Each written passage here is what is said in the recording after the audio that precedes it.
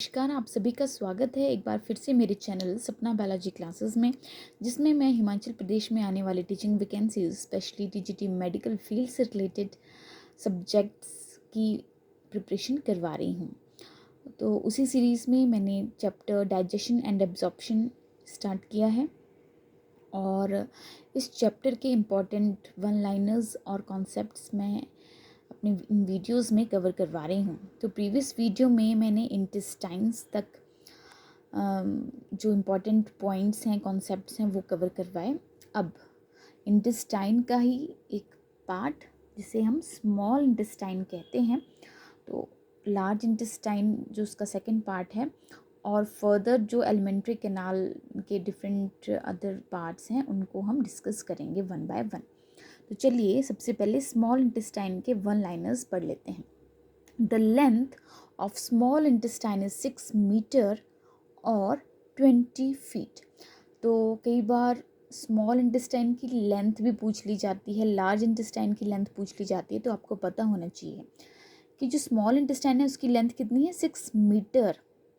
Small intestine क्या होती है, ये लंबी होती है। स्मॉल इंटेस्टाइन से आप ये ना समझे कि ये छोटी होती, छोटी तो होती है, मीन्स इसकी विड्थ कम होती है, बट ये लेंथ में लंबी होती है, 6 मीटर या 20 फीट होती है। It begins at the pyloric valve of the stomach. तो मैंने आपको बताया कि स्टमक 3 रीजन्स में डिवाइडेड है, कार्डियक, फंडिक और पाइलोरिक रीजन। ठीक है, पाइलोरिक इसका पोस्टीरियर पिछला वाला भाग होता है, तो स्मॉल इंटेस्टाइन वहाँ से स्टार्ट होती है। Duodenum is the smallest first part following the pyloric end of stomach. जो ड्यूडेनम है वो इसका पहला पार्ट होता है following the pyloric end of the stomach. मैंने आपको प्रीवियस वीडियो में बताया कि स्मॉल इंटेस्टाइन के भी 3 पार्ट्स होते हैं। कौन कौन से? ड्यूडेनम, जेजुनम और ileum. Duodenum forms the typical U shaped loop containing pancreas. Duodenum क्या करता है, यू शेप्ड लूप बनाता है जहाँ पे पेनक्रियाज लोकेटेड होते हैं। ठीक है, तो ये कई बार आपको, क्योंकि अब थोड़ा एग्ज़ाम्स में क्वेश्चन पूछने का जो पैटर्न है वो चेंज हो गया है, आपको स्टेटमेंट बेस्ड क्वेश्चंस पूछ लिए जाएंगे और उसमें से पूछ लिया जाएगा कि कौन सी स्टेटमेंट इनकरेक्ट है या करेक्ट है। तो आपको पता होना चाहिए कि लोकेशन क्या है पेनक्रियाज की। पेनक्रियाज कहाँ लोकेटेड है? जो ड्यूडेनम है वो यू शेप्ड लूप बनाती है जहाँ पे पेनक्रियाज पाए जाते हैं। The wall of duodenum contains intestinal glands जिन्हें क्रिप्ट्स ऑफ लेबरकुन कहा जाता है। ठीक है, ड्यूडेनम मतलब स्मॉल इंटेस्टाइन का पहला पार्ट, पहला वाला जो पोर्शन है, रीजन है, उसमें इंटेस्टाइनल ग्लैंड्स पाए जाते हैं, मतलब कि जिन्हें क्रिप्ट्स ऑफ लेबरकुन बोला जाता है। तो ये एक यहाँ से क्वेश्चन बन जाएगा, क्रिप्ट्स ऑफ लेबरकुन कहाँ होते हैं? क्वेश्चन में स्मॉल इंटेस्टाइन भी हो सकता है, ड्यूडेनम भी हो सकता है ना। तो स्मॉल इंटेस्टाइन तो आंसर होगा, उसकी जगह ड्यूडेनम इसका आंसर हो जाएगा। And that too in the wall of duodenum crypts of Lieberkuhn पाए जाते हैं। And characteristic Brunner's glands which produce alkaline mucus. ठीक है, तो वॉल ऑफ ड्यूडेनम में क्या पाए जाते हैं? क्रिप्ट्स ऑफ लेबरकुन और ब्रूनस ग्लैंड्स। इंटेस्टाइनल ग्लैंड्स और ब्रूनस ग्लैंड्स दोनों पाए जाते हैं जो अल्कलाइन म्यूकस सिक्रीट करता है। तो उसको आप ज़रूर इन पॉइंट्स को अच्छे से पढ़ें, क्योंकि इन पॉइंट्स में से हर एक लाइन में से क्वेश्चन फ्रेम हो सकता है। नेक्स्ट पॉइंट देखेंगे, their internal lining is raised into innumerable minute finger like process called villi.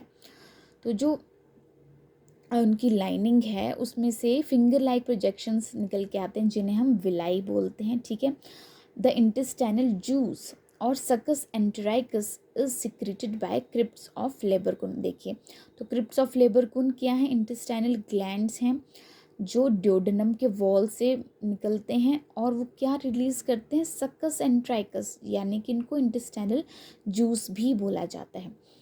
ठीक है, तो क्रिप्ट्स ऑफ लेबरकुन क्या रिलीज़ करते हैं? सकस एंटेराइकस और इंटेस्टाइनल जूस। नेक्स्ट पॉइंट देखेंगे, intestinal villi are mainly concern with the absorption. और ये जो विलाएँ हैं इंटेस्टाइनल विलाई, इनका मेन काम क्या होता है, एब्जॉर्प्शन के साथ जुड़े होते हैं। Villi are absent in stomach, stomach में विलाए एब्सेंट होते हैं क्योंकि स्टमक में एब्जॉर्प्शन नहीं होना है, इंटेस्टाइन्स में एब्जॉर्प्शन का काम शुरू हो जाता है। तो इंटेस्टाइनल विलाई कहाँ पाए जाएंगे, ये विलाई जो विलाएँ हैं वो इंटेस्टाइन्स में पाए जाते हैं।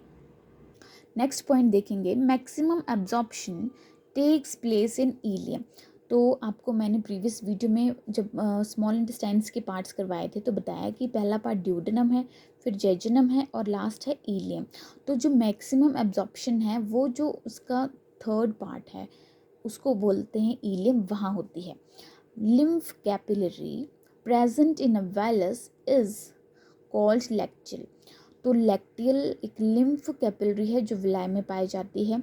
और लैक्टियल का काम क्या होता है, ये भी एक इम्पॉर्टेंट क्वेश्चन फ्रेम हो सकता है। It is concern with the absorption of digested fat. Lacteal का काम क्या होता है, it is concern with the absorption of digested fat. ठीक है, तो जो फैट का डाइजेशन होने के बाद एब्जॉर्प्शन करने के लिए क्या काम आता है, ये लैक्टियल कैपिलरी, जो लैक्टियल हैं, जो लिम्फ कैपिलरी हैं जिन्हें बोला जाता है lacteal, that is concern with the absorption of digested fat. Lymphatic tissues present in the wall of small intestines are Peyer's patches.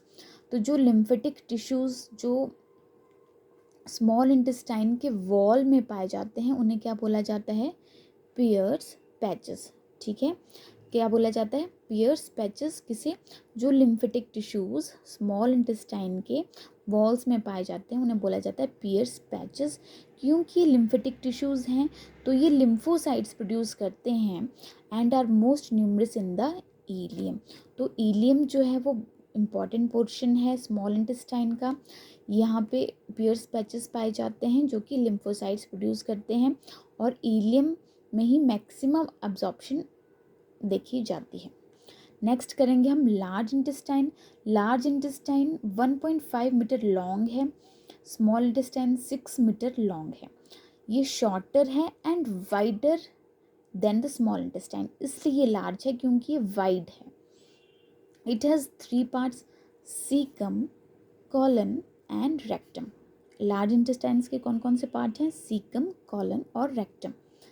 Next point देखेंगे, caecum is very large and spacious in herbivores. Caecum जो है वो large होती है और herbivores में ये थोड़ी स्पेशियस होती है। ठीक है, digestion of cellulose in rabbit takes place in caecum.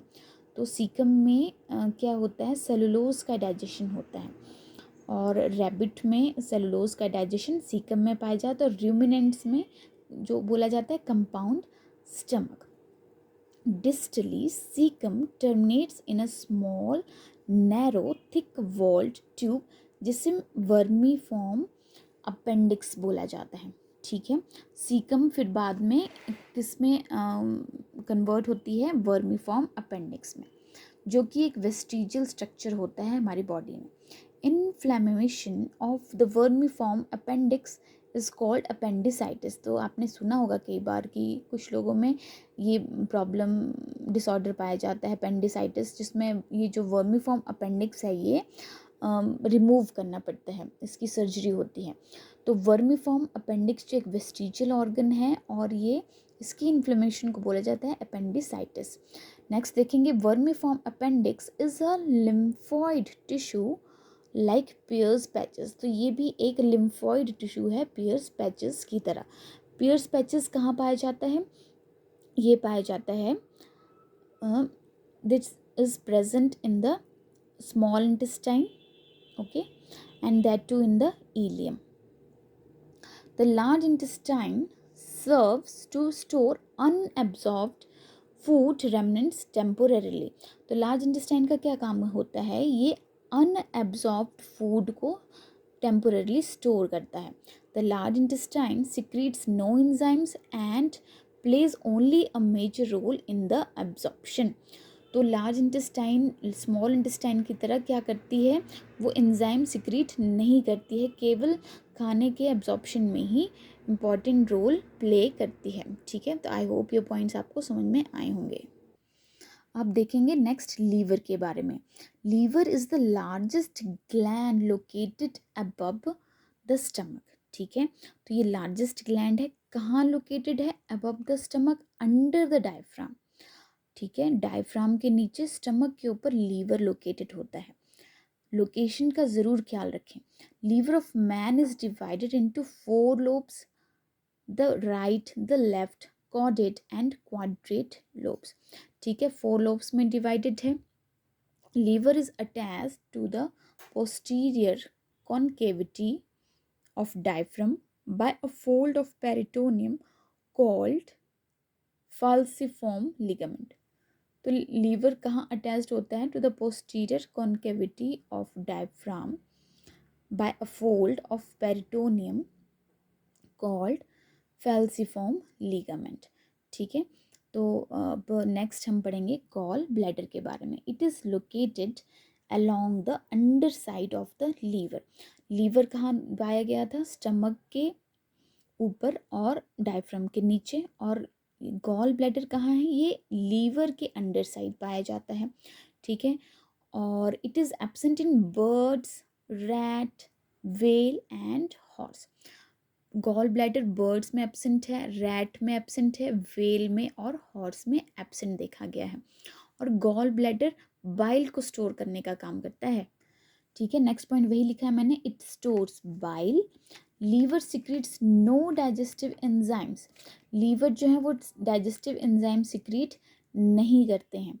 Surgical removal of, I think ये गॉल ब्लैडर होना था यहाँ पे। Gall bladder secretes no digestive enzyme.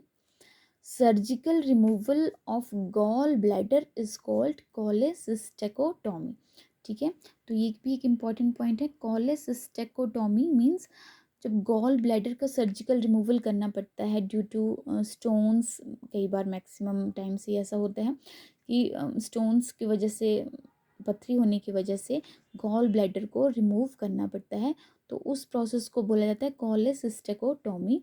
और ये इसका इम्पॉर्टेंट फंक्शन क्या है? ये बाइल को स्टोर करता है और लीवर जो वो बाइल को प्रोड्यूस करता है। और बाइल का काम क्या होता है? It helps in emulsification of fat, means fat के बड़े मॉलिक्यूल्स को छोटे मॉलिक्यूल्स में तोड़ता है।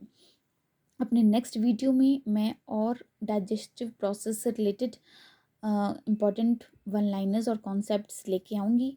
अगर आपको मेरी वीडियोस पसंद आ रही हैं तो मेरी वीडियोस को और चैनल को सब्सक्राइब करें, वीडियोस को लाइक शेयर ज़रूर करें। Thank you, have a good day.